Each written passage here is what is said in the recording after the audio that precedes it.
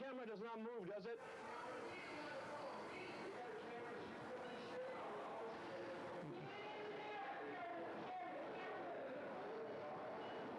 I can't tell if we're on the air or not.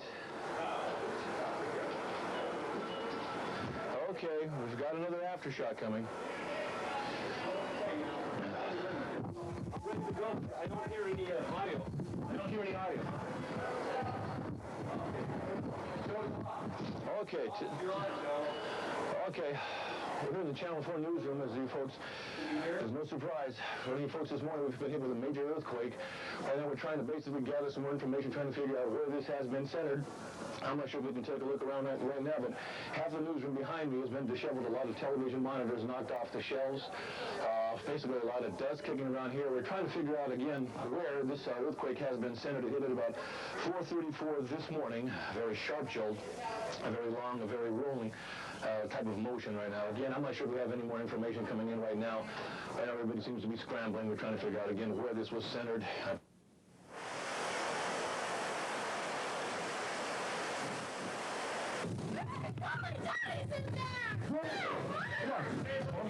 Hey, it could explode at any minute. Get out of the house.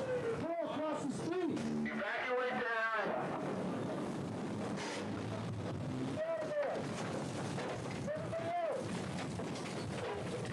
I'm driving along the 5 freeway. I'm going southbound, and there's traffic in the southbound lanes coming at me in the number 1 lane.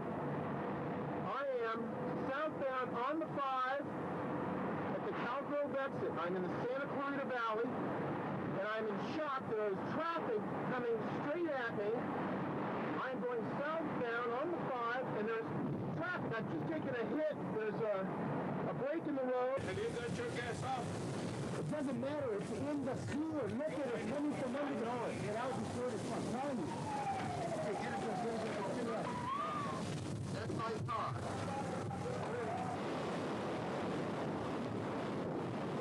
Speak up for me. I thought I heard somebody barking. I don't know if they were barking or not. Anybody down here?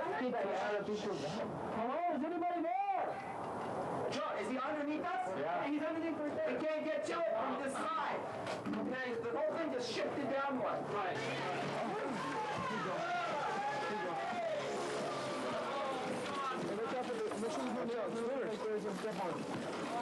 Watch out for the nails. Everybody got him? Watch out for glass. You okay? Is it floor or wood or what? This is all the first floor underneath here. This is the second floor right here. This is the second floor. That's the first floor. You hear that? Due to the earthquake in the area you are calling, your call cannot be completed at this time. Please try your call later.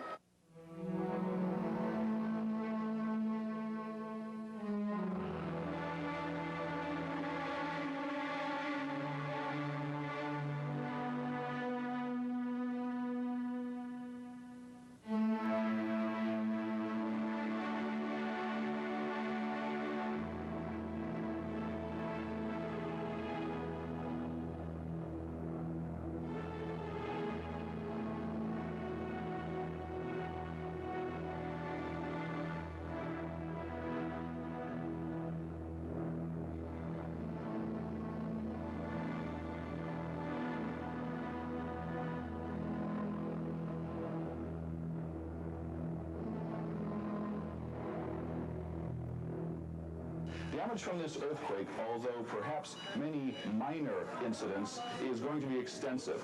It just felt like something hit the side of the house, and then it just started rolling and got stronger and stronger, and the house started shaking back and forth. As you look out your window, it's probably pitch dark right now. Oops, hang on one second. This is a very sharp aftershock that just hit us right now. Our whole house, which is a 2-story house in Calabasas, really shook. Stuff came off the walls. It was impossible to even try to stand up and walk around. That pile right there, the first pile you come to is where they're at. That pile. Where's that light? Give me that light. There seems to be a lot of reports of damage and rock slides on the 14 freeway from the Antelope Valley down to the San Fernando Valley. And according to some of the mobile people, they seem to say that the 14 freeway is closed at San Fernando Road. Right now, the best we know is that this was an earthquake that came through about 4:31 this morning, lasted about 30 seconds in the strongest hit areas, and preliminarily may have measured 6.5 on the Richter scale. Preliminary magnitude 6.6 for a quake at 4:31 this morning in San Fernando Valley. It was widely felt all over Southern California and far away across Vegas. We believe it was on a shallow thrust fault under the San Fernando Valley. At this point, we don't know whether it's one of the main named faults or whether it's something new. A lot of faults in California go straight down into the crust. But this one goes the San Fernando fault went down at an angle of about 45 degrees, and this one appears to be more shallow than that. So the fault actually has an angle to it, and San Fernando Valley would be up here, and the fault is like this. So most of San Fernando Valley is going to be exposed to activity very close to the fault. Okay, and a thrust fault means that this side is sliding up over the part below it. The latest Los Angeles Mayor Dick Riordan has just said that he has signed a declaration of local emergency in Los Angeles. That means that government departments in the city of Los Angeles are on a tactical alert this morning. This was a widely felt earthquake to the north, Santa Barbara and Bakersfield. Reports from as far east as Las Vegas and south San Diego and into Mexico, Carla. Okay, let's tell you that the I-5 highway and the 14 is damaged. LAX is closed. Now, this is only as a precaution. There is no damage over there, and Metrolink services are closed for this morning. A helicopter report from one scene says that some 30 to 40 homes are on fire around Sylmar, which would be near the heart of this morning's earthquake epicenter.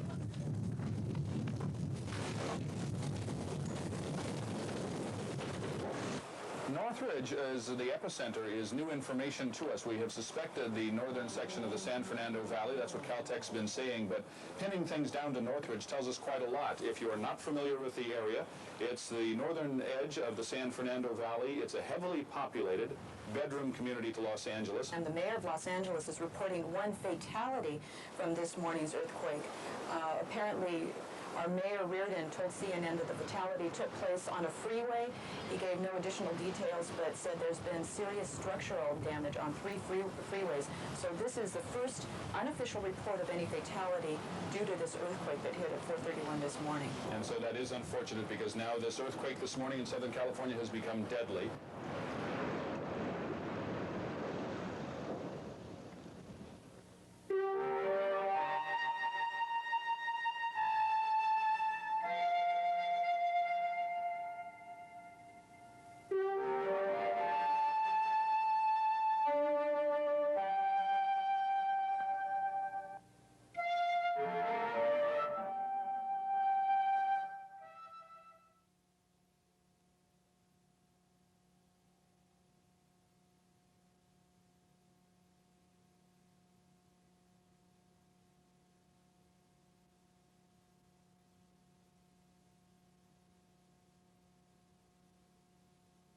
Available on our website as well. So thank you all for coming out. We greatly appreciate it. My name is Carrie German. I'm the Public Safety Supervisor here at the City of Palmdale. And just a few quick introductions. We have Abner Diaz. You probably met him as you were coming in. He is one of our Public Safety Specialists. We have Araceli Jones, who is another of our Public Safety Specialists. And our speakers tonight, we are going to have Nazi Chiniferson. She's from the City of Palmdale. We have Captain Scott Polgar from the Fire Department. We have our deputies, Ibanez and Chavez, obviously from the Sheriff's Department. And we have David Solis from the Edwards Air Force Base to kind of talk a little bit about how they are here to assist us as well. What we have up here, this is, if any of you are familiar with CERT, or the Community Emergency Response Team, we do have some flyers back there.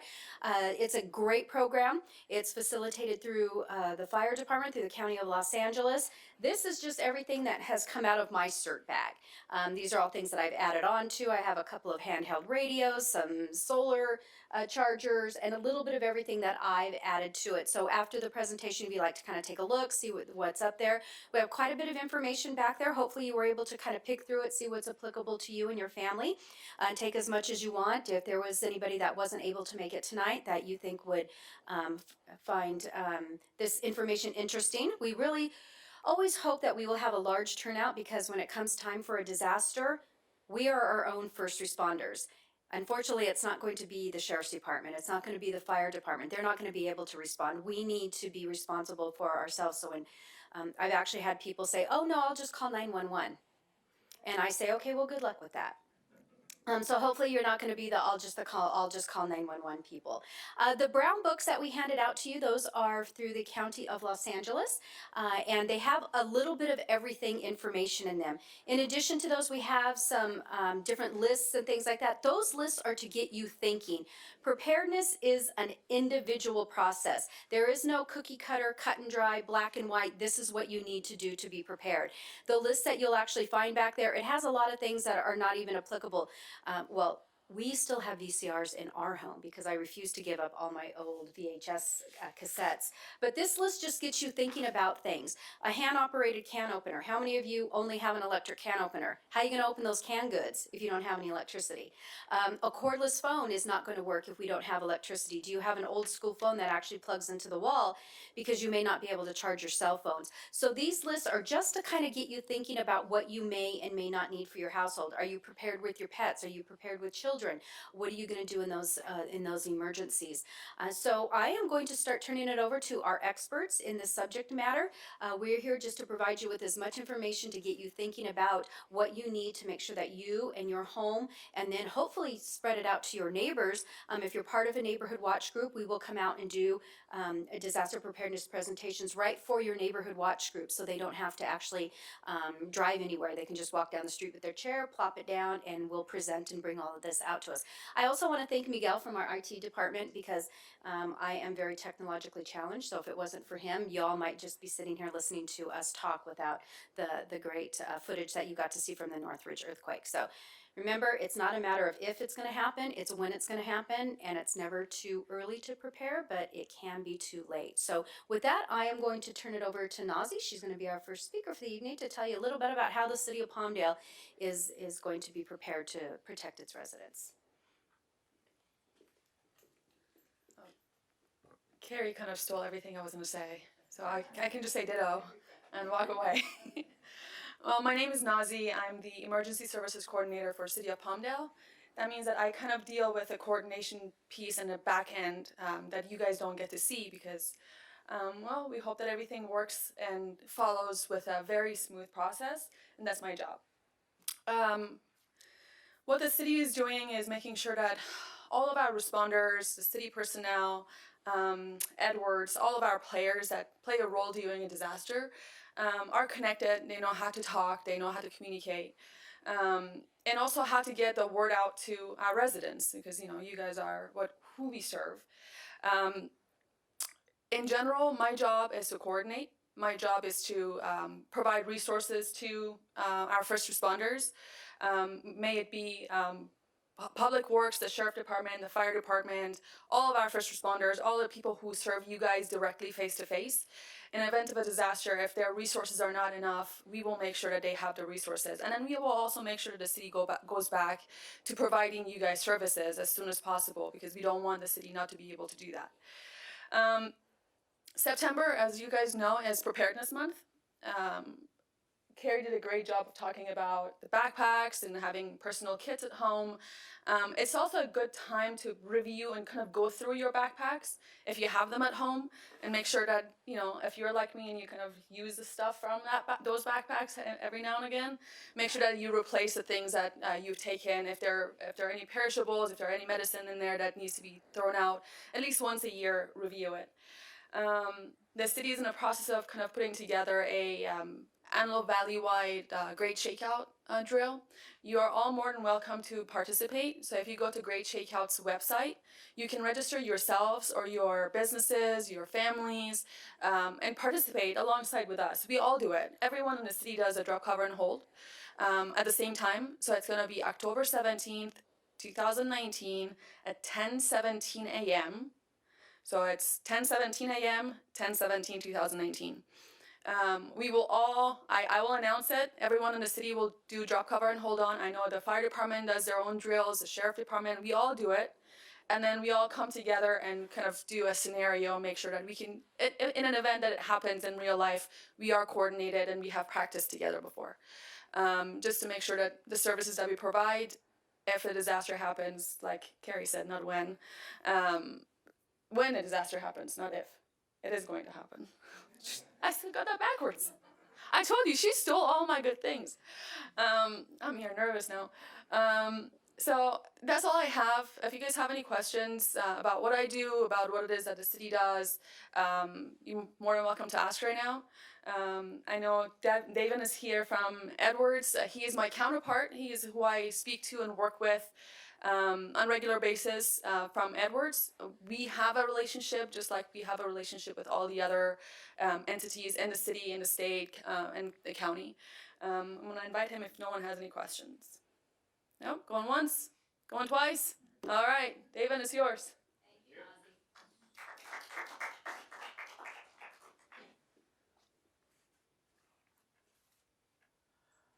All right.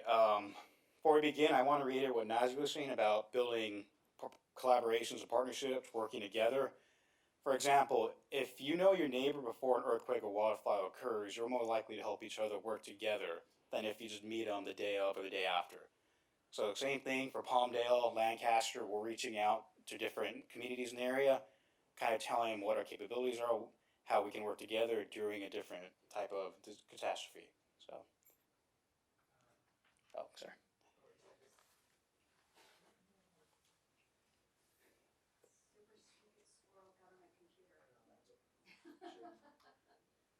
That's what we have me now.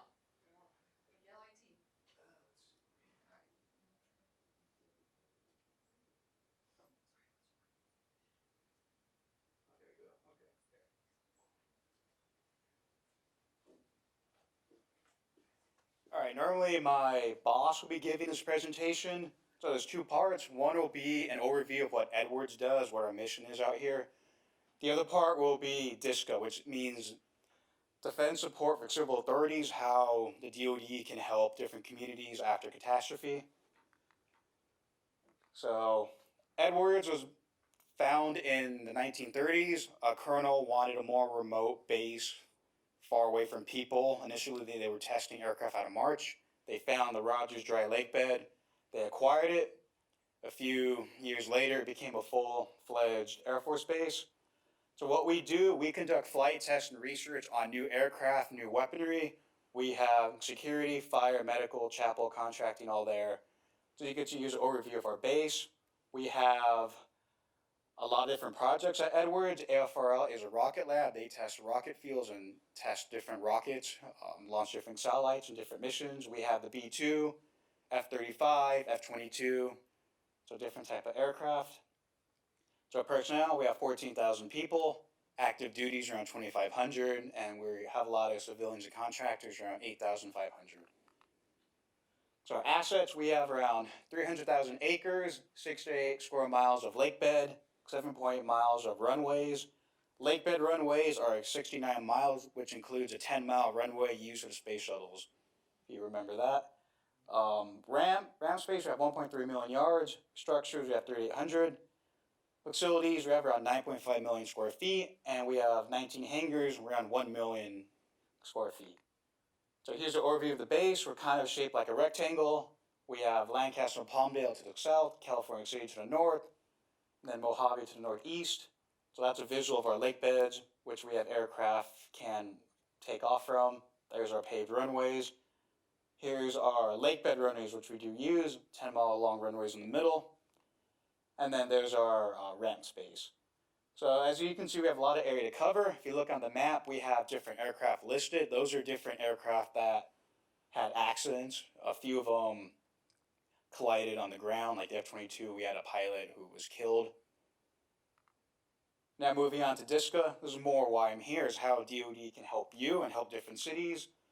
So the federal definition is U.S. federal military forces, including civilians, contractors, and different agencies can provide different aid after a catastrophe. So catastrophe, think of like a Hurricane Katrina, Superstorm Sandy, BP oil, large events where local cities are overwhelmed, and we're there to augment their capabilities. So how we do that is we help FEMA. We will augment FEMA's capabilities. An example is, how many of you heard of the Southern California Catastrophic Earthquake Plan? So it's a plan that is being written and developed by the state. It will be published in October. We're a key player in that plan. We're a staging area, so a lot of resources and aid will be flown to the Antelope Valley to be given out to different communities throughout Southern California. So these are different federal laws which affect emergency management. One of them is called the Stafford Act, which enables the federal government to come in and provide aid. The federal government will pay for 75% of it. 25% will be paid by the state. We have the Economy Act, which is for different federal agencies helping each other. Posse Comitatus Act, which limits military law enforcement to do what local law enforcement does. It kind of limits their capabilities to arrest people because we don't want to convey the idea that you have military coming in and taking over. That might frighten people. We're here to help. We don't want to convey that image. You have the Post-Katrina Reform Act, which allows FEMA to deploy resources before a disaster is coming. So like a hurricane would be a good example. You know it's coming. You deploy federal assets before it hits. And then NDAA 2012, which means we can call on the reserves to come in and respond to a disaster. So common incidents are terrorism, sea burn, hurricanes, tornadoes, wildfires, mass migration, evacuation, floods, blizzards. So frequently requested capabilities: weather, search and rescue, airfield operations, which could be air traffic control, civil engineering, EOD, which is like bomb squad, damage assessment team, civil engineers. And these are different responses we've had over the years. Anything from Hurricane Katrina to 9/11, Independence Day celebrations, wildfires, BP oil spill in 2010. So the idea behind DSCA is the local communities use their resources first. We come in as a temporary measure. We're the last in, first out. So we have two ways we can do DSCA. You have, if our commander determines that aid is needed, we can provide aid in the first 72 hours to save life. That is a priority, saving lives. After that, you can reassess. The other way is if there's a disaster proclamation given by the governor of the state, that will go up to the president. The president can do a disaster declaration. That will go to the Pentagon, go through more people, eventually come back to us, and then we could give more long-term aid. Example would be the hurricanes that occurred in 27. You had Hurricane Maria hitting Puerto Rico, Hurricane Harvey hitting Texas, and Hurricane Irma hitting Florida. So here's our two categories. Commander's decision would be activating MOUs, MOAs, which we have with different stakeholders in the area, and then immediate response would be saving lives. And the other way is a presidential declaration. So mutual aid, we have different agreements with different key players. We have medical, fire, rescue, EOD, civil engineers. They will go out if they're requested or activated. A key thing we're doing and pushing is making sure these mutual aid agreements are legal and up to date. You don't want to have an out-of-date mutual aid agreement because if that happens, then you won't be able to provide aid. So commander's decision, again, saving lives, typically doesn't exceed the first 3 days. And then immediate response would be rescue, evacuation, restoring critical infrastructure, which would be power, water, rock, sewage. And then immediate response pretty much means it's saving lives, and then property and environment are considered after. But the main thing is saving lives, because property, that has a value, human life does not. So, more jargon. Keep going. So, presidential declaration, it's to reaffirm that local authorities handle it first. It goes to the state coordinating officer, the Cal OES. Upon request by governor, president authorizes disaster declaration, which gets a number through FEMA. The principal federal official will come in through FEMA, and then that's how we work together with FEMA, and we'll come out. So a few things we ask is cost, appropriateness, risk, readiness, legality, lethality, and time. The main issues is who pays for it and how, will we get reimbursed, appropriateness, what type of aid can we provide, if it's equipment, assets, risk to our forces. Readiness is more for the warfighter, if they're ready to deploy, if there's ever a war or anything. Legality, make sure we follow the law, we don't break any laws. Lethality, if there's going to be lethal forces deployed, that's typically a no. And then time, how long will we be there? It's kind of an overview of how our aid would be requested through the state, FEMA, it goes all the way to NORTCOM and back down. So we have 28 pre-scripted missions, which we can deliver immediately. These are designed to be given quickly. So in the event people need food, water, we can do that without, it's kind of cutting the red tape. So one issue is we do not stockpile for DISCA. We use our own resources. We can order more, but we're not allowed in our budget to buy a lot of water or food in the event of a large disaster occurring. And then this goes for anyone, track your cost. FEMA does offer reimbursement for different losses, so just track where your money is going. Now, how we prepare our mutual aid, we work with FEMA. Our partners, Cal OES, City of Palmdale, Lancaster, Tehachapi, Cal City. And then what we do is our Be Ready program. Edwards Air Force Base is encouraging the base and local areas to be ready. We do community outreach events all the time. We go to national night outs. We provide literature about what to do during a disaster. So that's our mascot, which I wear. It's Be Ready. We kind of reach out to the kids, play with them, encourage them at a young age to be prepared for anything. Same for the adults at different populations.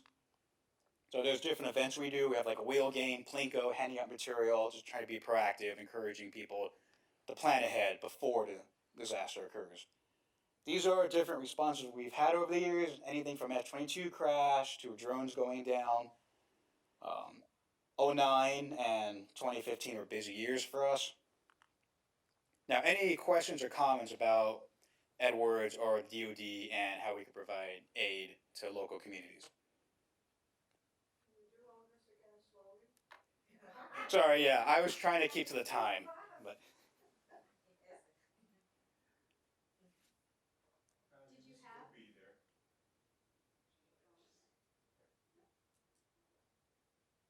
Test. No, I just said that he'll be there. Oh, okay. Did you have a question? I know you said that he went pretty quickly, so.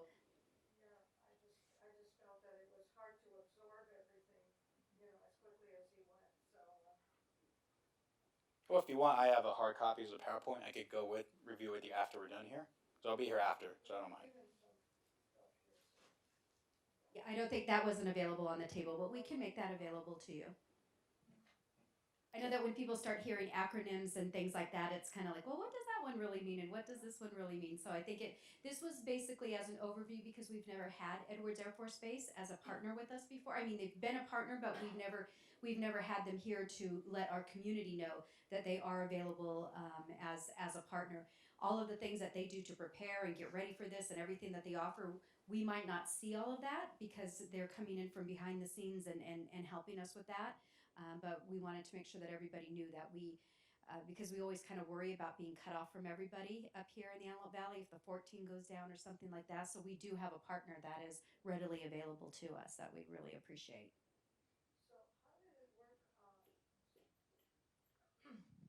How did it work in '94 when the freeway collapsed? Were you guys involved in? A little bit, more out in the Antelope Valley than in Santa Clarita. So what happens is we get a request through the state, and then whatever they need, we can see if we can give that capability, and we review our resources, and then if we can, we will send equipment, aid, people out. So lately, they've been pushing for community outreach, kind of the whole community approach. So that means everyone in your community, anyone from elderly, adults, children, you want everyone to be prepared, everyone to participate. So they're really hammering out like people with special needs, people who are limited with English, making sure you include everyone, which includes us, so we can all work together. Because there was a big exercise done, and FEMA recommends 3 days of food, but they're realizing people might need a week of food before they could get aid from the government. So when the freeway collapsed, how did help come? I mean, I remember I was here, I was living in Lancaster at the time, but I don't remember what we did in order to travel down to LA when we needed to, when the freeway collapsed. Detours. Was it detour? Yeah. What, do you remember? I don't specifically remember. I mean, it was pretty much anywhere that you got around. There was the old road was open. Yeah, and you had to get off Angeles Crest and the 138 to the 15. Yeah, Pure Blossom. It was that way. That's the only way it would work. Necessity is the mother of invention, so.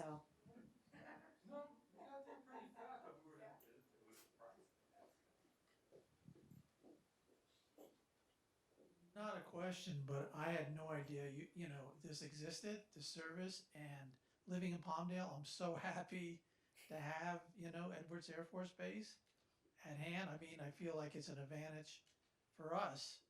So I'm really happy to hear about it. I had no idea of how it worked, and I think you did a great job, and I really appreciate it. And glad Thank to you. have you here. Thank you. And I apologize for going quick. I was just trying to not go over time. No, it was fine. It was fine. I Okay. got it. But yeah, if any of you have any questions, I'll be here after. So yeah, I'll be here for a while. Want to talk to me? Go for it. How to get more information on Be Ready? I'll give you my card and I'll talk to you after. Okay. So. Did we have any other questions? You spoke about looking at our backpacks that we have for emergency preparedness. I asked before, I didn't know whether we should have one in the car and one in the house, or just one in the car, which I do, and then, take it apart and you tell us what we need to know. Actually, Captain Polgar is going to cover that more in depth. He is, gosh, how many years have you been doing this, Captain Polgar? Next month will be my 36th year. Yeah, and for as many presentations as I've observed Captain Polgar do, every single time he does this, I learn something new every single time. So he's going to be really going into all of this as far as your personal preparedness. We just wanted to make sure that you had a general understanding of what the city of Palmdale is doing as far as their preparedness efforts, how we have our partners with Edwards Air Force Base. The Sheriff's Department's going to talk a little bit, and then Captain Polgar is really going to get into the meat and potatoes, or the vegan meat in my case, and potatoes, of getting prepared for your personal and in your household. So, any more questions for David? No? Thank you so much, David. We really, really appreciate you coming out.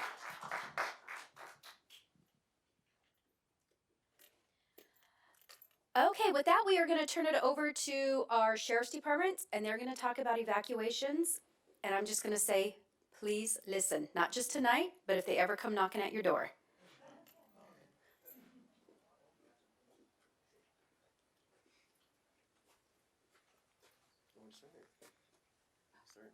Oh. Hello. Hi, I'm Deputy Banyas. I'm the East Side Zone Deputy. I also work on the incident management team for the Sheriff's Department. So we have 4 teams composed countywide that will respond to large incidents. So this is my partner, Deputy Omar Chavez. Deputy Omar Chavez. Also at Palmdale. Been at Palmdale about 9 years. Been working with community relations. Oh, sorry. I'm getting yelled at.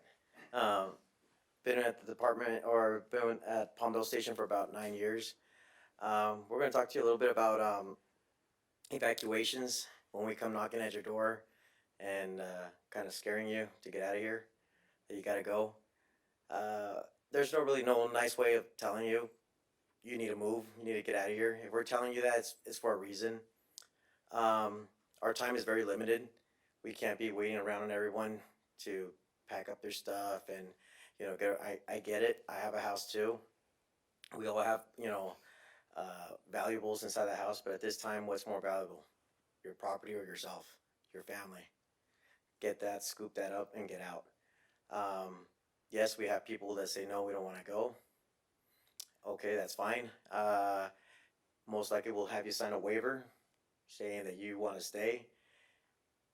That pretty much means that when you do need help and you call us, we're probably not going to show up because we're busy with something else and you're no longer our responsibility. If we do come to help you, if there is time and get you out, you most likely will be charged also, because now we're using more resources to come back a second time and get you. So that first time we come in and tell you to go, it's time to go. If you have kids in the house, and you say you don't want to go, that's fine. We're going to take your kids. You want to hang out and try and save your house, that's fine. Again, you will sign the waiver and you are on your own. We will be taking off with the kids. So that's the moment when a lot of people most likely will say, well, you know, I guess I'll go too. Okay. Like I said, we're very limited in time. We can't come back and double check and make sure you're. If we tell you to go, it's pretty much go. And that's usually for an incident like the fire. My partner here can tell you more. He was actually one of the ones that responded to the Malibu and Thousand Oaks. Yes, in Thousand Oaks. So I was on a team. We assembled from Palmdale Station, and our job was to do welfare checks throughout the day. Our team did about 200 welfare checks, and obviously it was about 3 to 4 days after the fire. And our job was just to go back and make sure to handle those welfare checks that we were getting throughout the country to check on their parents or loved ones. And for us, it was more like the people who had refused to evacuate. And unfortunately, we had to find people. You know, we had one gentleman who refused to leave his house, and he was burned in front of his porch.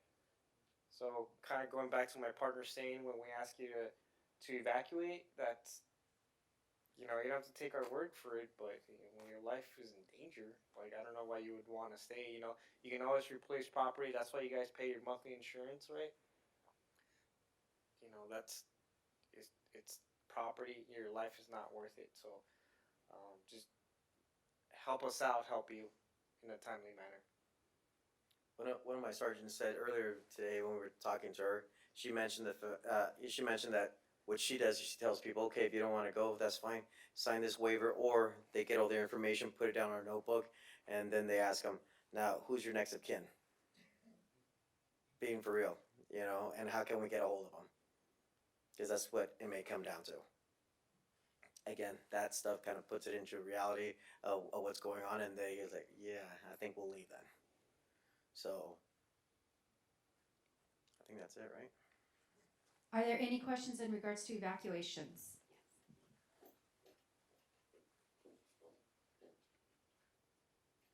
Do you have a plan for older people who live alone and it's time for evacuation? What do you do for those older people who don't have family support to get in their car and take a ride? Well, we are prepared for that stuff too. Yeah, obviously we know there are people that are disabled, elderly, you know, they can't, you know, teenagers that don't have cars, you know, or they're stuck at home because sometimes when disasters happen, the whole family's not together. Why So, if they do have a car? well, what I'm saying is that, you know, we'll figure it out at that moment. We will take them out. We will help them. We will assist them. Yes. If we need to put them inside our patrol car, believe me, we will, and we'll drive them out.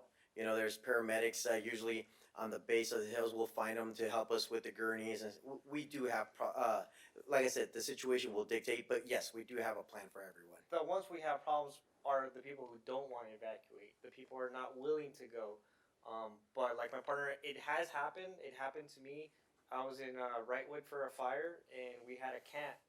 I believe they were blind and deaf children, and we had to call our buses from downtown to do the transportations. Oh, so you have like buses Correct. and things like that to help. Yes. Another question I have, and I was going to ask the Air Force gentleman. My friend and I went to Edwards, to the commissary or whatever you want to call it. And we were talking, and I said, ooh, this is a great place to evacuate to in case there's a big earthquake. Do you ever use Edwards Air Force Base? Currently, there's talk about that capability. At this time, we don't have an answer. It's going to be worked out, the logistics behind it, because with mass care and shelves, not only are you taking in people, you need to take care of them, hygiene. You have to worry about different populations. Like one issue was brought was like sex offenders. What do you do with them? Keep them away from children. So we're trying to work out the logistics behind that capability. So it's a work in progress. When we have an answer, all that the local communities know. Okay, thank you. Any other questions in regards to evacuations? All right, thank you so much. Okay, and with that, we are going to turn it over to Captain Polgar. All right, good evening, everybody. How's everybody doing this evening? I'm sorry? The top one. Okay. Well, first of all, I'd like to say thank you for coming this evening. You know, here we are on September 11th and 9/11, right? And how many of you remember where you were on that day? I've been watching some news reports. Everybody remembers where they were on 9/11. Most people that have been living in Southern California remember where they were during the Northridge earthquake, which you just saw some video of. And next month, October 15th, is my 36th year on the Los Angeles County Fire Department. I'm a fire captain in the city of Lancaster. I work at fire station number 134. And I want to tell you something. I appreciate people that come out of their homes to attend a program like this. And I'll tell you why. You're a minority within the community because the majority of the community is not here. How many people live in the city of Palmdale? What's the population of the city of Palmdale? Okay, 150,000. How many people live in the city of Lancaster? Thank you, deputies. What's the population of the city of Lancaster? It's about the same. Okay, so let's take a geographical area. Let's just start from Acton and go to Avenue A, the LA County line, and let's go from Lake Los Angeles to almost Gorman. How many people live in that geographical area?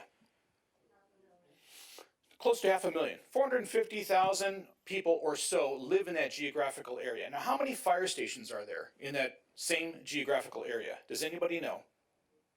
I'm sorry? 3? No, hopefully we've got more than 3 fire stations. I can tell you, my fire station has a little over 5 square miles. I have 32 to 35,000 people that live in my first in district right here in Lancaster. 32 to 35,000 people. I have 5 firefighters that are on duty. There's a fire station right across the street. You can almost see the little red light on in front of that fire station. That fire station has 5 people that are on duty right now, and probably about the same amount of people, probably 30,000 people that live in that first in district. Okay? 5 firefighters are on duty. If there's an earthquake right now, what do you think those firefighters are going to do? Do you think they're going to be able to take care of the needs for 30,000 people? Do you think you're going to call 911 and those firefighters are going to respond to every emergency generated by 30,000 people? Do you think everybody in every apartment building that's on 11th Street East over there is going to get service? No? Why not? Those people pay taxes. They have a gas leak. You saw some video footage there of the Northridge earthquake. I believe that one of those video footages that you saw was Balboa Boulevard. What if that video that you just saw is Palmdale Boulevard? There's a gas line that runs, I believe, in the south side of the city. What if that goes out? How are you going to heat water in your house? How much gas is in the car that you just came in right now? Are you going to be able to go to the corner gas station over here? Are you going to be able to go over to Sierra Highway and Palmdale Boulevard and get gas if there's a major earthquake? Are you going to be able to do that? No. Is FEMA going to come knock at your door 15 minutes after the earthquake and say, hey, do you need any coffee and donuts? Is there anything we can do for you? The federal government's here to help. Are they going to do that for you? No. Why not? Is it because we're cruel? No. It's going to take a little while for all of that to mobilize, right? Okay, so the answer to the question of what do we do after the major earthquake is found within the CERT class, the Community Emergency Response Training. It's found in the material that's out there. The answer to the question of how many fire stations there are in Antelope Valley is 20. Okay, so do we have any mathematicians here? Anybody here, math major? No. Okay, so let's just figure out, okay, simple math. 450,000 people, 20 fire stations. How long would it take for us to check on all those people? As a matter of fact, our firefighters are going, our heroes are going on a call right now. I can see them pulling out of the fire station.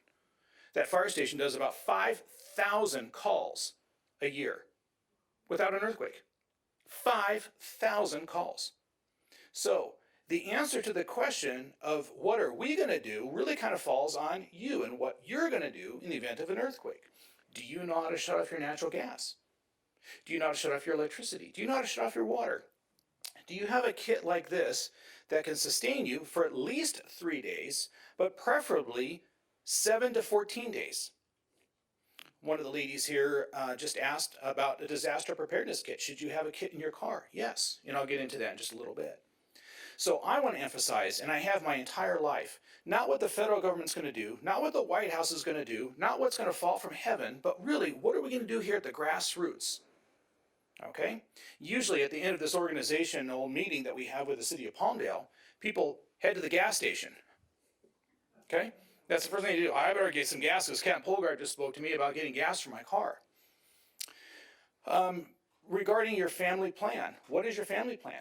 Do you have water at your house right now? If there's a major earthquake and the entire water system goes out in the entire Antelope Valley for one reason or another, broken water pipes. If there's so many broken water pipes in the city, water's not going to get to your house. Or if it does get to your house, it may be contaminated. It may be so full of dirt or other contaminants, it's non-drinkable. And if it is drinkable, it's going to give you something intestinally wrong with you that's going to require more water. Okay? So these are all of the things. And I'm not here to scare you folks. I'm here to make you think. I'm here to say, wow, I'm here to wake up. Okay? Here we are at almost 8 o'clock in the evening, and I want you to be aware of what the situation is. This particular PowerPoint presentation that I'm going to show you was developed by Sergeant Nagel from the Los Angeles County Sheriff's Department. He and I worked with the CERT program out here in the Antelope Valley for probably 5 years, and he's a very dedicated individual. And when he started this PowerPoint program, he was really surprised about the information that he learned, and he gave wonderful presentations to various city organizations in our community. And he's to be commended for this PowerPoint presentation. So if I figure this thing out right, we'll go forward. So here's a gentleman putting his head down in the crack of a road there. We hope that road doesn't close up right at that particular moment. But appears to be some earthquake damage. I'm not totally familiar with this, so I'm going to kind of ad-lib my way through it. And there's the Palmdale Sheriff Station, which we're happy to have, aren't we? Having a sheriff station so close to us. All right, a little bit of information about the County of Los Angeles. A little over 4,000 square miles. How many counties are in the state or in the United States? Does anybody know how many counties there are in the United States? I'll give you a hint because we're going to kind of fast forward here. There's a little over 3,000 counties in the United States, counties or parishes. Los Angeles County has the most population of any county in the United States. The Los Angeles County Sheriff's Department is the largest county sheriff's department in the United States. The Los Angeles County Fire Department, my organization, is the largest county fire department in the United States. So there, as a taxpayer, if I was sitting there listening to that, I would say, yes, I feel like I'm a part of a larger organization. I'm part of an organization that has a lot of resources. If we're not able to put out a fire with this one fire station across the street, by gosh, there's 4 others in the city.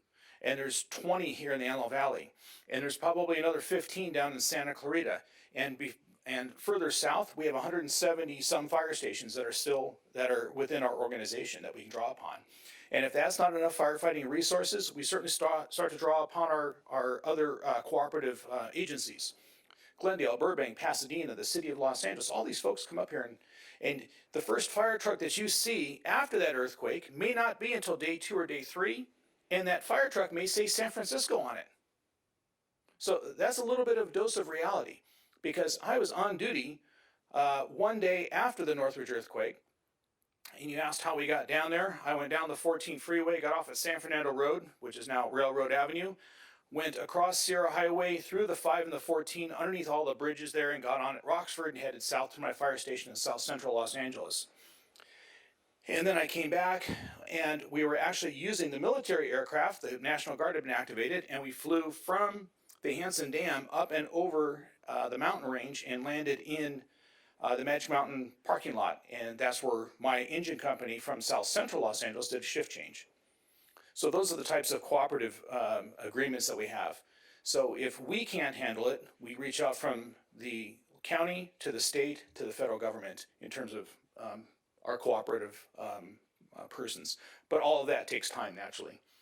So it's the most populous county in the United States. If LA County was a state, it would be the 8th largest by population. So, pretty impressive. There's a little bit of the county and how it's kind of divided up. I know the Sheriff's Department provides the same type of contractual services with different cities. So Lancaster and Palmdale all have Los Angeles County Sheriffs, Santa Clarita, and they have Malibu, etc. Okay, so the Antelope Valley is 1,373 square miles, and it's roughly, let's see, I don't know if I have a laser pointer on here or not, but it's roughly a triangle, and basically it encompasses all of the flat part of the Antelope Valley. So as soon as you come over the hill and drop down into the valley floor, about Avenue S, that's where the Antelope Valley technically starts. All right, so they call them 9 fire stations within the city of Palmdale, and we have 2 of them outside the city. We have one on Avenue M, which technically is in the city of Lancaster, but it responds to incidents in Palmdale. Like we like to say in the fire department, we have no cactus curtain between Lancaster and Palmdale. If there's a fire in Palmdale, Lancaster Resources respond regardless of jurisdiction. We just respond right over. We have no problems about sharing resources. We don't even look at it, hey, we're going down into Palmdale, or Lancaster is coming up into Palmdale, or Palmdale is coming up into Lancaster. We have no jurisdictional qualms about going out and helping one another. All right, so there's 2 fire camps. These fire camps out here are inmates, so we use inmates for putting out wildland fires or helping us with mud and flood control issues. How many of you have been out in the Antelope Valley when we've had some significant flooding? It's one of the hazards that we have, yes. Okay, so Lancaster Sheriff Station, it just kind of tells you a little bit about this and the jurisdictional areas that it covers. Total Antelope Valley Sheriff personnel is 480, and there's an average on-duty strength for the Sheriff's Department of 40. We have 275 firefighters on duty in that same geographical area. So 275 firefighters, once again, servicing 450,000 people. Now, naturally, if there is an earthquake, we hope that none of those firefighters are injured. We hope none of the fire stations fall down. We hope that we can provide services to the public that we're sworn to protect during that time. Take any one of those people out of commission, take any one of those fire stations out of commission for whatever reason, you can see that our resources are quickly drawn down. Okay, some areas of concern. What types of hazards have we had in our community? What types of disasters? Fires? Okay, so we've had some wildland fires. We had the station fire, which started in the hills above Locking Out of Flint Ridge, and after a couple of days burned to the back door, the south end of the city of Palmdale. We've had fires that have started in Acton and Agua Dulce that because of the wind and the terrain that have come into the south side of the city. So we've had some major wildland fires that have impacted this community. What else have we had? We've had some floods, right? When we've had the El Nino rains. I believe it was 2003 and 2005, we had some pretty significant rainfalls and some rainfall amounts. And we've had road closures, significant road closures out on the east side. It was very difficult to get from Little Rock and Lake Los Angeles to this side of town. And we had some significant flooding in and around both the cities of Lancaster and Palmdale. So yes, what else have we had? Anyone? Earthquake, right. And let me tell you this, because at this particular time, there's been a lot of news coverage on Dorian, right? Well, they knew that Dorian was out in the Atlantic Ocean days before it hit land. And so they had time, people had time to go down to the hardware store. And you've probably seen some of the news footage of it. And you've seen people buying plywood and generators and those types of things. They had time to prepare. How much time do we have to prepare for an earthquake? Virtually nothing. I know I've got the Shake LA app on my phone, and I haven't had that go off yet. Do you have it? Okay. It didn't go off the last earthquake, but I still have it. And it might give me, depending on how close to the epicenter I am, it might give me a few seconds, but really I have no time to prepare for it, do I? I have no time to go out and get gas. I have no time to secure the things in my home. I have no time to store water. I have no time to do anything else. So it's imperative that you and me and my family and friends and neighbors, that we have all of those things in place at home, ready to go right now, because we have zero time to prepare. We have zero time to prepare. Right after the Ridgecrest earthquake, the day after, did anybody go to Costco the day after that earthquake? Okay, I did. Did you? What was going on there, in your words?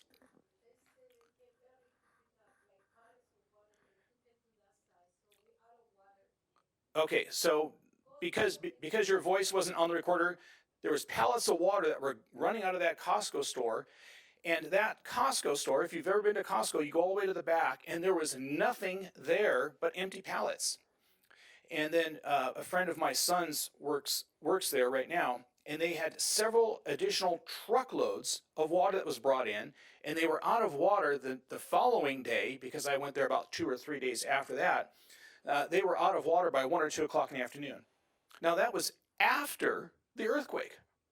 That was after the earthquake. And that was here. Right, and right. I mean, we got a little shaking, but I was happy all that water was going out. But I was also wondering, were people prepared? Were people prepared? Okay, so what other types of disasters could we have in our community? How about snow? Okay, it doesn't happen very often, but my son worked at that Costco the day that it snowed. I forget how many years ago or so it was, but my wife and I happened to be in Florida at the time, vacationing. And my son said, "Dad, we're out of gasoline here." You're out of gasoline at Costco? I've never heard of such a thing. You know that they go through about 35,000 gallons of gasoline at Costco, this Costco here, in a day. They were out of gas. I go, "What's the deal? How come can't get gas?" "Oh, because Highway 14 is shut down. And most of the gasoline comes up Highway 14. It was shut down because of the snow." Wow, okay. So he left home, and I said, "Do me a favor, drive along Avenue K and let me know what those gas stations look like so I could file this information away in my head so I could present it to you on September 11th, 2019 about the information that I was gathering about the gas." And the gas was out at the AM/PM mini market near Highway 14 and Avenue K. So they were kind of in the same boat as well. So here's what I'd like to say is that we could be cut off by a disaster and not even know it. Okay? All right, so let's move on here. As you can see, there's that smoke in the background in the lower left-hand corner. That's the station fire, and that's taken from the Pacific Coast. And that picture up in the upper right-hand corner, I believe that is the powerhouse fire, which started down in Santa Clarita and burned up into the Angeles National Forest on the south side of the city of Palmdale and wound up burning all the way out to the Poppy Reserve. Now, I've worked in Santa Clarita for a number of years. I was actually a patrol firefighter there, and it was kind of my job to stay ahead of wildland fires. It was my job to kind of understand where the fire roads were. It was my job to kind of understand from my more senior firefighters where fires have burned. And never in my history of working in Santa Clarita did I ever think that a fire would start in Santa Clarita and burn all the way out to the Poppy Reserve. Because the way that the terrain was and the wind, I just could not, and I had not ever heard of a fire burning that far. And I'd like to say this, is that our fire opponent is a little different today than it was many years ago. It's different today than when I started my job as a firefighter in 1983. I'd never heard of such fires burning. I'd never heard of a fire burning in Central California that killed 85 lives like the Paradise Fire did. And it took all of those people by surprise. So, anyway, and I believe that there's a picture down there of a fire possibly along the 14 freeway.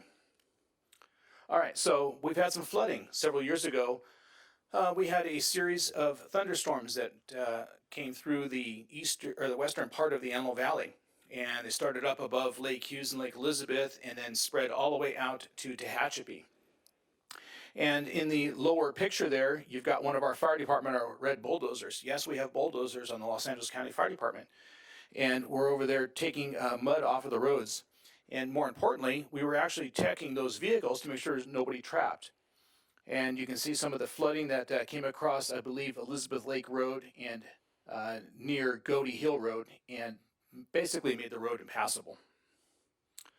So there's the Antelope Valley Mall, a little bit of snow there. Yeah, it looks beautiful, and you think, oh, wow, that's so pretty. It makes so nice to live in the Antelope Valley until you have to drive in it, right? Can you imagine how many car accidents there's going to be on that day right there? Can you imagine how busy our firefighters are? Our 5,000 run year fire station on a day like this? There are days that my fire station gets 20 calls in a 24-hour period. And when I'm not available for a call, that means another fire station has to come into my district. So when we have weather conditions like this, it's best off just to stay home, let the city clear the roads before driving out into this and not become a problem. Okay, so some areas of concern: Plant 42, Edwards Air Force Base, which we just had the presentation on. Some areas of concern: you've got electrical and gas lines. You've got the aqueduct. Now, people have said, oh, if the aqueduct collapses, I've heard somebody talk about this before in a lecture that I was on or involved with, and they said if the aqueduct collapses, it's going to flood the Antelope Valley. And I said, no, that's not true. The information that I have is that we, as the fire department or any other emergency response organizations, can tell those aqueduct people via some contact information that we have, if we are at a certain point, they can actually drop the water level there and they can shut that water off. Now, I'm not saying that they can shut it off right away. It may take some time, but it's the aqueduct, it's not the Mississippi. It's not going to flood the entire Antelope Valley. Now, we may have some neighborhoods that would be flooded in the event that aqueduct collapses, and I'm not minimizing any potential property damage there, but I want to say it's not going to flood the Antelope Valley. Okay, so we have some railroad tracks that are just right behind me here. If you were to take a manifest of anything that passes on those railroad tracks in the course of a week, what types of materials do you think would be passing by there? Okay, oil. Let's just go right to the general thing.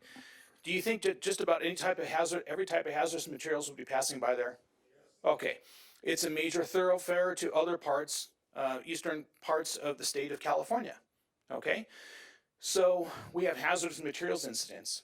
Now, there's nothing that you, as a civilian person, are going to be handling when it comes to a hazardous materials incident, but just the fact that you're aware that there's railroad tracks that are right behind you, or in your community, or you've got a major freeway that runs up and down and bisects the Antelope Valley, cuts it in half essentially, you have to know that, okay, in the event of a hazardous materials incident, here's what I'm going to do.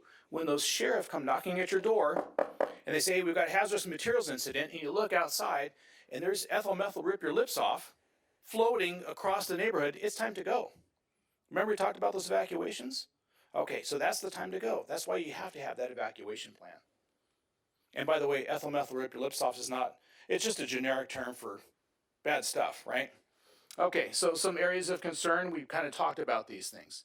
So let's talk a little about earthquakes. What is this, or where was this picture taken? Vasquez Rocks, okay, beautiful rock formation. By the way, if you've ever seen the movie The Flintstones, it was filmed there. Kind of neat. All right, so plate tectonics, Pacific Ring of Fire. As you can see, the San Andreas Fault is about in the middle of that. We all can kind of know where we are on the map there, okay? And there's the San Andreas Fault. And we are now on the North American Plate. The North American Plate, if you're looking at that fault line. If you go across Avenue S, where the earthquake fault is located, just kind of go over Avenue S right there. Now you're on the Pacific Plate. Now you're moving in a completely different direction. Well, yes, I know I'm going in a different direction. I'm just going south. No, if you stood there long enough, you would see these two plates kind of grind past one another. And eventually, a little bit past my lifetime, Los Angeles will be up near San Francisco. Okay, yeah, it'll take more than a couple days for that to happen. But the whole idea is that these plates are moving.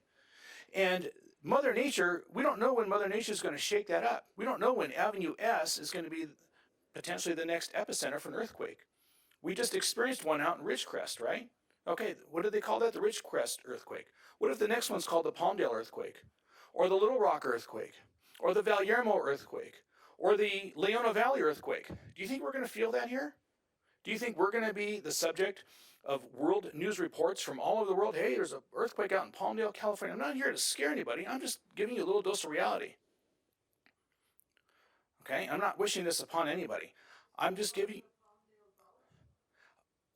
There was some information about that. I suggest you do a little bit of research about the Palmdale Bulge. You can go do your research on that. The information that I remember looking at many years ago about the Palmdale Bulge is that they think that it was a mathematical error somewhere along the way. But take a look at that information for yourself. Okay, so there's the San Andreas Fault. Okay, there's a little bit about it. And here's some information about the San Andreas Fault. Now, this does not have the I keep saying Northridge earthquake. This does not have the Ridgecrest earthquake on it. But you can see right where the San Andreas Fault is. Kind of bisects the south end of the Antelope Valley there. Palmdale, the Cajon Pass, runs right through the 14 freeway, the 15, Interstate 15. It runs out towards the Salton Sea. And a couple of other major earthquakes that we've had on that, or near that fault line. Okay. In a regional 30-year history of probabilities there, they're giving it a 93%, as you can see down in the bottom left-hand corner, a 93% chance of a major earthquake in Northern California and a 97% chance over 30 years in Southern California. Now, to be perfectly honest with you folks, I've been doing this a long time. I've been doing this for probably preparedness stuff for probably 36 years. Well, I've been on the department 36 years. I've been doing actual preparedness lectures probably 28 years. I've got 2 more years left on this 30-year assessment. And I know this is just a guide, and they don't really know when the earthquake is going to hit. So I don't want to panic anybody. I'm not here to panic you. I'm here just to give you the information and present it in a dramatic fashion to get you going, to get your feet wanting to pump up and say, I can't wait for him to get done with the lecture because I want to get out of here and buy some stuff. Well, Costco's going to close in a half hour, so you don't have much time. Okay. All right, so let's look at the Southern California area. That's a view from Palos Verdes, and then you could look over the mountain ranges and look out in the Antelope Valley. One of the unique geographical features of the Antelope Valley is the fact that we are a valley, and we're a valley because of the earthquake faults. If there was no earthquake faults, we would have terrain that would be about as flat as Kansas.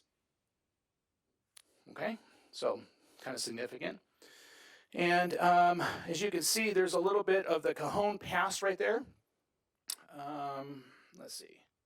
I was going to try to get my laser pointer here. Is there a laser pointer on this, do you know? Oh, it doesn't work on the screen. Oh, yeah, don't look at it. Okay. All right, so there's a little bit of the Cajon Pass.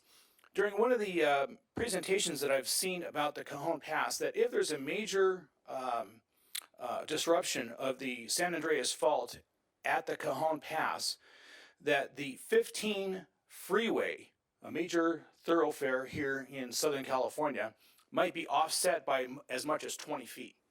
So as you're driving down the road, all of a sudden you've just made a lane change or two in order to maintain your lane of traffic. Okay, there's the Wrightwood area, and by the way, the city of Wrightwood, how many people have ever been up to Wrightwood? Beautiful community, right? Okay, the San Andreas Fault runs right down the middle of that community.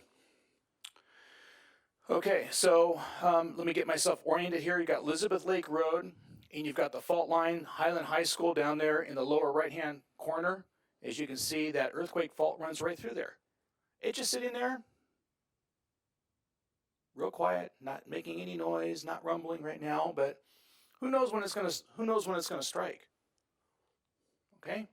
Now this is looking east, so this would be out maybe towards, maybe 40th or 50th west, and looking east. Okay, you can see the aqueduct there, and that little depression right to the left of the aqueduct would be the San Andreas Fault, and it runs, if you just kind of follow that line straight out there, it runs towards the Cajon Pass. Oh, right there.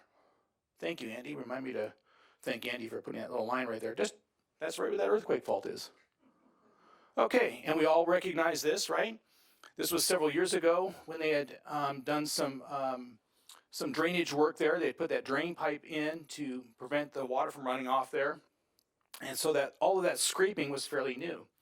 And you'll see every once in a while classes come up, and they'll take the students off the bus, and they'll hike them up to about probably where this picture was taken, and they'll start looking at all of these unique geological formations here, because it's very unique to be able to take a look at that.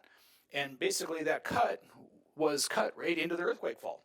It's pretty unique. All right, so Alaska, March 27th, 1964. For those of you that are really studying, that's the day after my birthday, believe it or not. I was born on the 26th. I was doing a presentation many years ago in the city of Santa Clarita, and I was working with another fire captain. And I had talked about the great Alaskan earthquake, and the captain tapped me on the shoulder. He says, I'd like to talk for a second about this. I went, okay, great. And I stepped aside. And he was a 9-year-old boy living in Anchorage when that earthquake struck. And he told the most dramatic story, I'll never forget it. And he says that his mom was screaming in the kitchen, and the shaking went on for about 5 minutes. And he remembers not going to school for several days. And when school did resume, the classroom was set up in another building, and many of his schoolmates weren't there. And he was able to relay that story to those citizens of Santa Clarita during that lecture. And I thought, wow, I had no idea. This was a co-worker of mine. He's long since retired now. But he told that story, and I thanked him for sharing that, because that's a firsthand experience of something that large. Okay, so you can see the ground disruption there. Here's the Northridge earthquake. That freeway overpass is southbound 5 freeway, just north of the Cal Grove exit, or just south of the Cal Grove exit, excuse me. And that's the old road that passes underneath the freeway right there.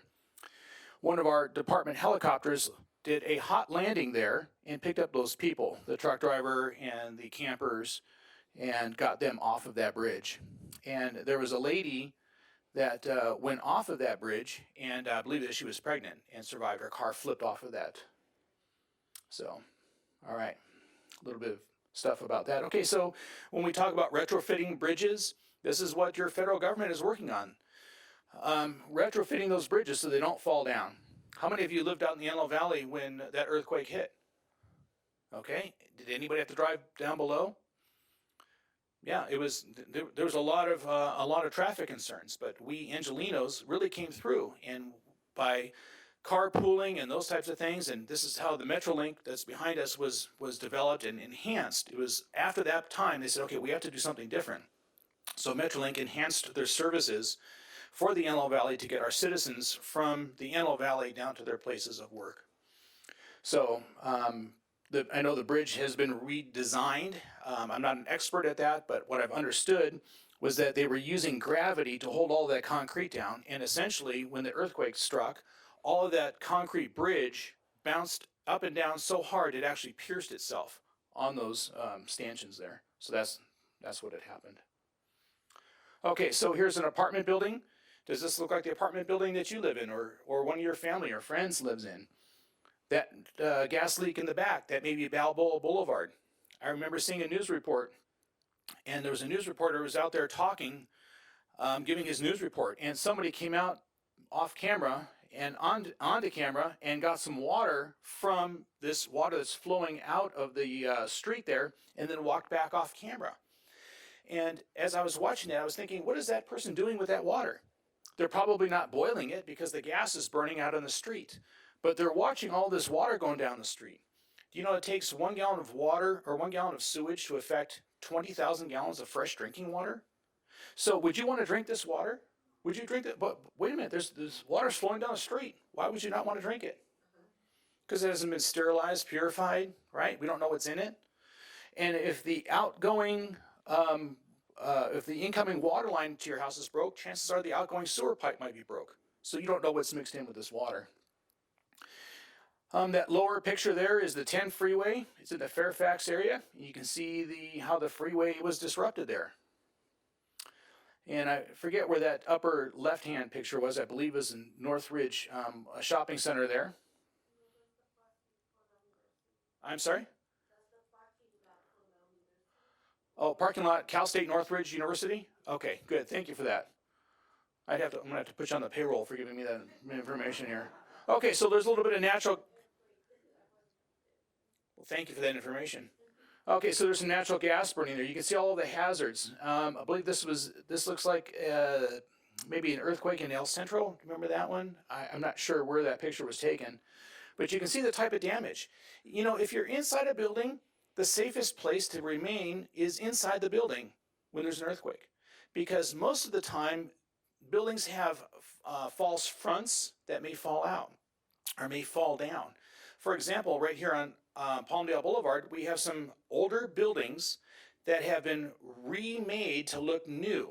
Okay, they put up false fronts on them. And those false fronts, if they're not properly secured, may fall down. So you may be safer inside the occupancy by duct covering holding than you are just to run out arbitrarily. Okay, and there's a classic example of that. You can see where the firefighter's standing on all of those bricks. You certainly don't want to run out of a building if there's an earthquake and be hit by one of those bricks. Okay, Christchurch, New Zealand, one of my CERT team members who lives up in the Lakes and Valleys. His daughter was a policeman in Christchurch. He grew up there. He moved to the United States, and She described a lot of problems through him in Christchurch, New Zealand. Okay, the reality check, like I said before, is that local emergency services are overwhelmed. Those 5 firefighters are going to have a lot of things to do. The first thing that we're going to do is duck, cover, and hold. The second thing we're going to do is get those 2 pieces of fire apparatus out, the paramedic assessment engine company and the paramedic unit, out of the fire station, because we don't want the fire station to fall down on our fire trucks, because that would take us out of service. We secure the fire station, shut off gas, water, and electricity, and then we start a jurisdictional survey. We have a pre-planned route that we would take in order to take a quick look at that jurisdiction to find out what the hazards are. Do you think that somebody that's standing at the intersection of Walk and Don't Walk, or standing at the intersection of Sierra Highway and Palmdale Boulevard, after a major earthquake like the video that we've just seen, and they're standing there with a cloth on their head, and they're requiring emergency services, are we going to stop and provide aid to that person? Why not? Why would we not stop? I mean, somebody needs help. A taxpayer needs help. A taxpayer needs our services. Why would we not stop? We have bigger issues, right? You never know what's going to be going on. Now, normally, on a normal day, if the firefighters are just going by in normal mode, are we going to stop and provide aid to that person? Yes. We're going to put a bandage on their head. We're going to check their vital signs. If they need a ride to the hospital, we're going to get them a private ambulance and send them over to the hospital and get them checked out. They're going to get x-rays and all kinds of stuff, right? Okay, so with that 450,000 people that live in the community, Mr. Citizen here with a small injury like that is probably not going to get any service. That's just a little dose of reality. We're not here to be mean. I'm not here to say that we're not going to provide service to those people. But in my personal district, my first in district, the people say that, oh, I work at a school, I'm going to get priority. No, I have 7 public schools in my district and Antelope Valley College, which might have 8,000 students in the college. So which school do I go to first? Do I go to the school first? Do I go to the elementary school? Do I go to the high school? Do I go to the intermediate school? Do I go to a private school? Or do I go to the college first? So what I'm saying is that you, as the citizens, need to be somewhat acutely aware of what's going on and be somewhat prepared for this type of disaster. Okay? Now, here's a little tyke right here. And our community, the Antelope Valley community, is leading the way in Los Angeles County Fire Department and Sheriff's Department's jurisdictions for the CERT training. CERT stands for Community Emergency Response Training, and you heard it during the opening discussions of this. We teach you for free, folks. Did I say for free? Yes, I said for free. You say you never get anything from the government? We're offering you a free emergency preparedness class. Matter of fact, we just had one start last week in Lake Los Angeles. This coming Saturday is the 2nd session, and the following Saturday will be the 3rd session. We follow a FEMA curriculum. We teach you how to shut off gas, water, and electricity. We teach you about the hazards in the community. We teach you how to put out fires using fire extinguishers. We teach you how to put bandages on injuries. We teach you how to splint. We teach you how to stop significant bleeding. We teach you how to do a little bit of basic search and rescue. We teach you how to form up teams. We teach you a little bit about the incident command system, which is what we use for earthquakes and fires and floods and tornadoes and tsunamis. We give you a cursory introduction to all of those types of topics. And did I say we do that for free? Okay. And the reason why I tell you that is because sometimes we have trouble attracting enough people that want to take that class. How do we have trouble doing that? I don't know, but we certainly offer the starter kit. Okay, so where do you begin? It can be overwhelming. Disaster preparedness can be overwhelming. Where do you start? Well, you start with some of the basics. On your way home today, if your gas gauge is hitting that E and the little yellow light comes on, maybe you should get some gas. Not because you may have to travel somewhere, because a car is a great shelter. Do we get hot temperatures here in the Antelope Valley? Does it get cold in the Antelope Valley? Does it rain occasionally in the Antelope Valley? Yes. And your car can be a shelter for all of those things. So putting together a simple kit, food, water, first aid kit, okay, a flashlight. How many of you have a working flashlight in your home? Okay, I kind of don't want to know if you don't, but okay, there's some great flashlights that are out there.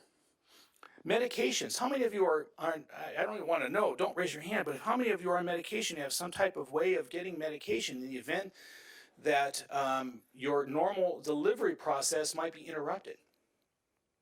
Do you know, I went to Kobe, Japan a couple of years after the great earthquake, and one of the people that I traveled with the Rotary Club was a nurse from Henry Mayo Hospital in Newhall. And her name was Lana. And I said, Lana, what were some of the issues that you had during the Northridge earthquake? And she said, well, the first day, naturally, were those injuries that were treated at Antelope Valley Hospital, cuts and bumps and bruises and those types of things. Day 3, 4, and 5 afterwards were people that were non-compliant with their medication. They were inside damaged houses. So people were non-compliant with their medication and were becoming victims of the earthquake. Okay, and we'd asked about the kids. Should you have one in your car? Yes. I just was doing some babysitting with my grandchildren. And I certainly made sure that before I went anywhere, I had a diaper bag in the back of my vehicle, right? Because if I would have been stuck anywhere with 2 kids in the back seat with poopy diapers, I don't care what's going on around me, my disaster is right in the back seat of my car, right?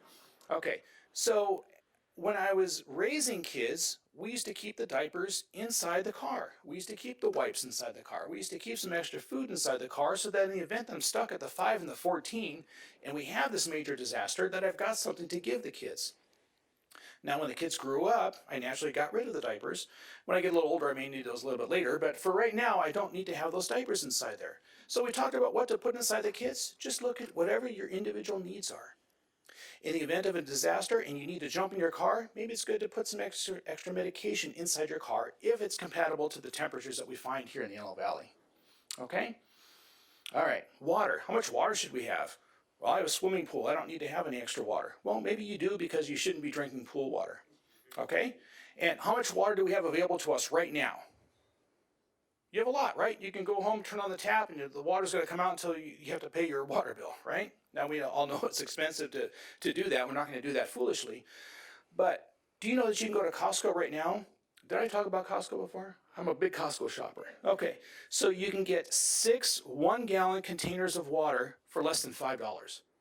6 1-gallon containers of water for less than $5. If you don't think that's enough water, then buy some more water. If you don't think that's enough water, then you can buy water filters so that if there's water available anywhere, whether it's running down the street, whether you have to walk over to Lake Palmdale and go get it, you can actually siphon those things out. How many of you done any camping or hiking? Okay, those are great things to have. Water filters, okay? 1 gallon of water per person per day for 3 to 5 days. Let me say that again because it's critical. 1 gallon of water per person per day for 3 to 5 days. Folks, we live in a desert. We should probably have a little bit more than that. That should be a bare minimum. All this information that I'm presenting to you in terms of this here is found in the brown books that are readily available for free right outside in the foyer. Okay, food. We want to stay away from anything that you're not normally used to eating. People say, well, I'm going to buy meals ready to eat. Well, I'm a big MRE fan, meals ready to eat. And some people call them meals requiring enemas. But for the most part, you want to make sure that you're using the meals that you normally have, that if you're used to having canned food, or if you're a vegetarian, like my wife's a vegetarian, so I certainly understand that. You've got to have this stuff on hand. Have a little extra on hand. A first aid kit. Do you know you could go broke buying first aid supplies? Because first aid supplies are very expensive. Take a look at it. Be a good consumer. I'm also an advocate for you as a preparedness individual because I know that I could go broke buying a first aid kit. I don't need to do brain surgery, but I certainly need to take a look at it. Look at those contents of those things and decide whether or not you need all of those items. I can't tell you how many first aid kits I've picked up. My wife says, honey, put that away. We don't need another first aid kit. No, honey, I'm studying for my folks. So when I speak to them on 9/11 of 2019, I could give them some good education. And I start looking at some of these first aid kits and I think, wow, they've got 42 cotton balls in this thing. Folks, I've been on the fire department for 36 years. I've never used a cotton ball. So why would they put this in this first aid kit? So be a good consumer of that. I don't want anybody to rip you off. Flashlights. LED flashlights are wonderful. I used to have some flashlights that were wind up. And I told my wife about 15 years ago, honey, this is the last flashlight I'm ever going to buy. I had to lie to her because the batteries in those flashlights went out if you don't wind them up all the time. And so it only works when I'm winding, and I don't want to do this, so I had to buy some more flashlights. Be a good consumer. There's plenty of information about what to buy. Okay, a radio. I personally have some radios, AM, FM radios. They have wonderful radios now that are solar powered, that can pick up various bands and be able to get information on it. The reason why it's so critical is because if you're not getting your information from the internet's down for whatever reason, you're certainly going to get information on the AM band radios. How many of us have an AM radio sitting around anywhere? Okay. So probably 30% of the people that are here admitted to that. Prescription medications, we talked about that. If you have a critical injury or illness that you have to have medication, you've got to have those supplies on hand. Cash. You're not going to be able to go to the ATM and pull anything out. The ATMs rely on electricity. So you're not going to be able to go there and say, oh yeah, I've got plenty of money on this card, and I need to get some fuel, I need to get some diapers, I need to get some wipes, I need to get some medication. They're saying, I'm sorry, it's a cash and carry society at that particular point. So have some extra cash on hand. Okay, prepare for the cold. It gets cold up here in the Antelope Valley. It gets windy. What's your plan? Tools. Obviously, you can't pull around a huge toolkit, so take a look at some things. There's some multi-tools here that I believe there's one on the table here. They're very lightweight, yet they're one tool that does multiple jobs. So take a look at that for yourself and your family and your friends. Sanitation. We all have to go, right? So make sure you've got some type of plan for that. Okay? And I don't know if it's on here now, but the Antelope Valley CERT program, like I said, is very active. And you can look up its website, antelopevalleycert.com. I believe that we're going to have another class in November, and we're doing another class in Lancaster in January. So you can maintain some contact with us via the website. Okay?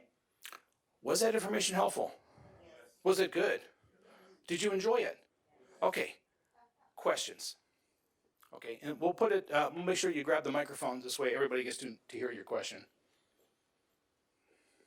So during 1994, I was in the Northridge earthquake, and I lived in Sherman Oaks area, Van Nuys. I never saw a lot of this footage on television of these apartment buildings, but there was row after row of apartment buildings crushing down, and cars were parked underneath. So I figured during this last one, I told my wife we'd leave our cars out of the garage because that experience of seeing so many cars crushed, people not being able to get their cars out. So I figured it's better to leave the car out of the garage. Is that a good suggestion? You know, everybody's got their own little thing. I would say that if you felt like that's the best thing for your family and your preparedness plan, yes. I think that some of those crushed cars were an anomaly, specifically at that one Northridge Meadows apartment building, which, by the way, that film that you saw at the beginning, I was doing a CERT class in Santa Clarita, and one of the people that lived at that apartment building, who had never seen that film footage before, was in the background when that was being shown, was actually there. So if you feel like that's the safest thing to do for your family and your car, then go ahead and do it. I mean, I saw numerous buildings, not just one, but just numerous. Okay, then maybe that's some good advice for us to kind of expand upon. Thank you for that. And then the other problem we had was people I worked with, they had their second floor became the first floor and the third floor became the second floor. They had to try to get their valuables out. They tried to get them out. They had a lot of looting. Kids were going in, stealing their jewelry or whatever, and then they tried to go in. And I thought that was not good, not good. So the looting was a big problem. Yeah, I don't have an answer for that other than that's really the job of law enforcement. And that's not addressed in the CERT program other than your own personal safety at that particular point. Keep the small safe. Yeah. Sure. Good idea. Hi. Yes. During the most recent earthquake, I tried to get to a doorway because I was always told if you stand in the doorway, you'll be safer during an earthquake. Is that a good thing? You know, I think that that's the education that has really changed. Now we talk about drop, cover, and hold, and that's why I'm standing next to the podium here, by the way. You know, so the whole idea is that we live in Southern California, and most buildings in Southern California are built to some type of earthquake standards. And so most people here in Southern California will not be injured or killed by collapsing buildings, but they're going to be injured or killed by those types of little things that we put inside the buildings. Floodlights, things that are falling down on us, maybe bits and pieces of ceiling. but chances are the buildings are going to remain intact. But those small things inside there that could cause significant injuries are the things that we're attempting to protect ourselves from. So even a sturdy table would be good protection. Standing up in a doorway may be kind of difficult. I've heard that, you know, doors may slam shut and injure your fingers, in which case you're probably going to regret standing there. But I've never heard of that actually happening. So I would say cover your head, hold on to that object so it doesn't move around, and wait for that earthquake to stop. Drop, cover, and hold. Okay? I have like the basics like water and the grain bars for eating. No meat though. But I was wondering, what's the turnaround time for holding your water? You know, if you look on the internet, there's plenty of information available. As a matter of fact, this weekend at the LDS Church on Avenue K, right across the street from the college, is doing an earthquake preparedness expo from 9 a.m. until 1 p.m. And you can go down there and take a look at some of the vendors. Usually in a jug that you would buy from the store, it would be 2 years. And there might be a little expiration date on it. And it's not that the water goes bad in it, it's just that the container that it's in wasn't meant for long-term storage. They do have 5 and 20-year water that's available. However, it's a little bit more expensive for water long-term storage. So at that particular point, you're probably best off just to rotate that through. Personally, I buy the water that I just talked about earlier on in the program, and I use that for the coffee pots and those types of things because my household water is actually very hard. So I use that, like I said, for boiling and coffee and those types of things, and just use that as my normal rotation. And that works for me and my family. Okay, microphone. Can I just add a little plug to that? There is another emergency expo put on by the Church of Jesus Christ of Latter-day Saints. That's right across from the right across from AVC. So if you want more information on how to store water, what kind of containers, if you want larger containers, or if you want to learn how to cook without using electricity, there's great information, a lot of different vendors. I think there's going to be CERT even there. Mm-hmm. So it's there from 9 to 1. Is that the one I just talked? Yes. Okay, okay, but all right. They'll give you a little bit. They'll have different booths set up, so if you want a little bit more information, you're welcome to go there. Yes, thank you. Okay. Anything else? All right, folks, if there's some question that you did not want to ask publicly, just come over here. I'll be spending a few minutes over here. And please feel free to come up here and talk about any of this emergency preparedness stuff up here in the front. And I hope that today's presentation was good for you. Excellent, thank you. Every year I learn something different. Just a little bit of anecdotal information, and I'm going to actually put this down and use this one. Or actually, I'll just keep using this one. I don't know if you can see this, but my dad, who retired, needed projects to do, so I had him build me a can storage, which it just rotates the cans forward every time, and it has everything that I would use, and there's water and pet food and that type of thing. This is just a bunch of empty store shelves, and it says this is why we don't wait until the end. And if any of you were watching any of the footage that was coming out from Dorian, you were seeing people that were trying to buy generators and all of that, and like Captain Polgar said, they had multiple days to prepare, and then they waited till the last minute. I wanted to just really quickly, you can see, these are I actually have 2 of my brown books because I've used them so often they've become a little frazzled. And I've just gone through, and not everything is going to be applicable to you in this book, but you can see I have little things that are that I would use most often. But we kind of talked about, somebody touched on food and how much water you should have and that type of thing. How many of you know that canned food does not expire? I'm standing here and I have eaten canned food that has been expired by more than 4 years, multiple times. Still standing, still healthy. This. My buddy had food from the military from 44. Yep. You guys can Google this yourself if you don't believe me, but this is Busting the Canned Food Myth, and it basically talks about a story of a ship that went down in the 1820s. Some of the artifacts were taken and put into a museum, and in 1938, almost 100 years after the ship went down, they opened up some of the canned goods, the 2 canned goods that they had, And it says scientists found that the meat was nutritionally sound and considered safe for consumption. The Canned Food Alliance states that as long as the can has not been ruptured, its contents are considered safe for eating indefinitely. Indefinitely. So don't throw those cans out. Some people freak out. Just don't look at the expiration date. Just go in and eat it. Just make sure that the can is completely intact. And when we talk about storing things and having things ready, again, we talked about making sure that you have that hand can opener, because those electric can openers aren't going to do you any good. So be prepared, and don't buy things that you're not normally going to eat, just like Captain Polgar said. In our household, we do have some of the dehydrated foods, but a lot of this you have to boil water and add to it. Well, what if you don't have that available to it? I must say that we did try some of and Miguel was there with us,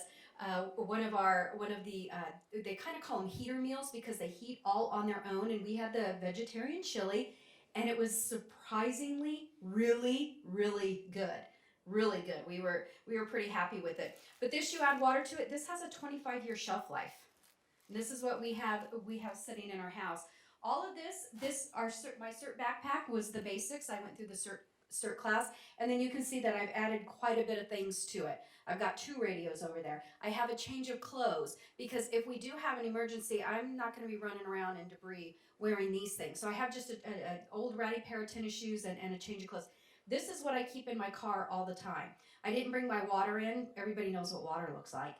But make sure that you're cycling through that, especially if you have water sitting in your car, and just like Captain Polgar was saying about our extremes in weather. So in a nutshell, we just want to remind you, preparedness is an individual thing or a family thing. Everything that we've presented to you, you're not going to go out and buy everything that is on any of the lists or on the lists that are back there. What works for your family? And I know that somebody brought up, do you have, for the Sheriff's Department, are there plans if you have people in that have mobility issues and things like that? We actually have literature in regards to that.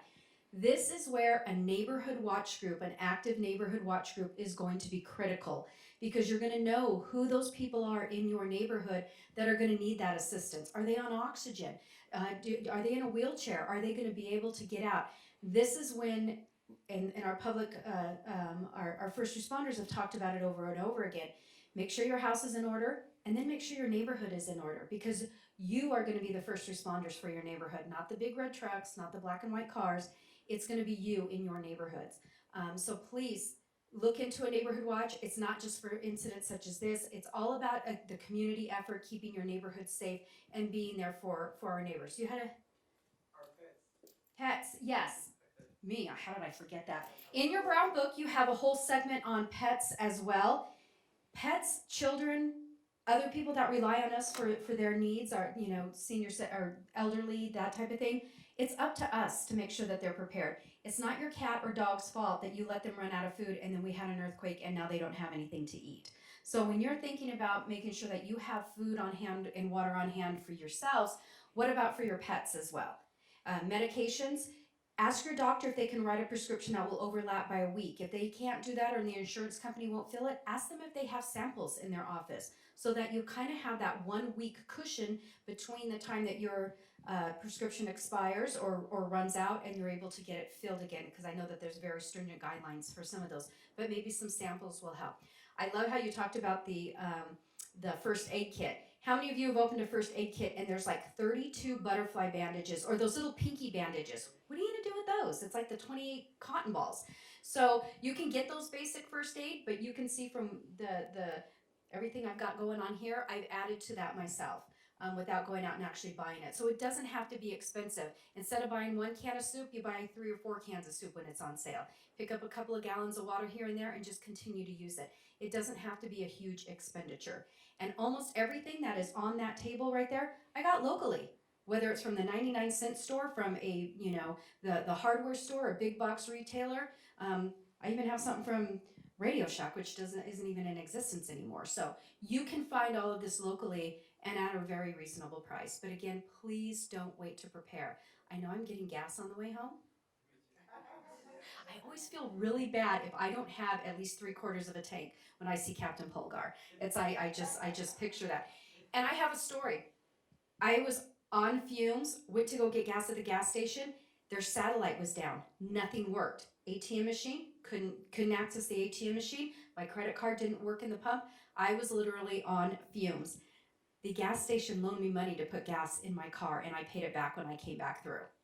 That's going to be very rare, but if I wouldn't, they were worried that I wasn't going to get to the next gas station, which the pumps and everything actually worked. So don't ever be in that situation. Having extra money, small denomination bills. If you go into a liquor store and there's 2 small bottles of water on the shelf and you've got a $20 bill, how much are those 2 bottles of water going to cost you? $20. So have small denomination. I have it hidden in my car. I have it hidden in my wallet. We have it hidden in our house. So these are just a lot of little things to get you thinking about what you need for your household. So we appreciate it very much that you came out. Appreciate Captain Polgar. David, thank you for coming all the way from Edwards. We have a fantastic partner in Edwards Air Force Base. But be the partners in your community. Be the partners in your neighborhood. And you know what? If nobody made it out, this is going to be available on our website. This book is golden. We call it the Brown Bible because it has basically everything that you would need. We may not have a tsunami here in the Antelope Valley, but hey, when you go visit family, when I visit my family in Monterey, I know how to handle a tsunami because it's in my Brown Bible. So again, other materials back there if there's anybody that needed it, people that you think might need it. But we do have some parting gifts for you as well. So do not leave before you get our parting gifts. And again, thank you all so very much for coming out. We greatly appreciate it.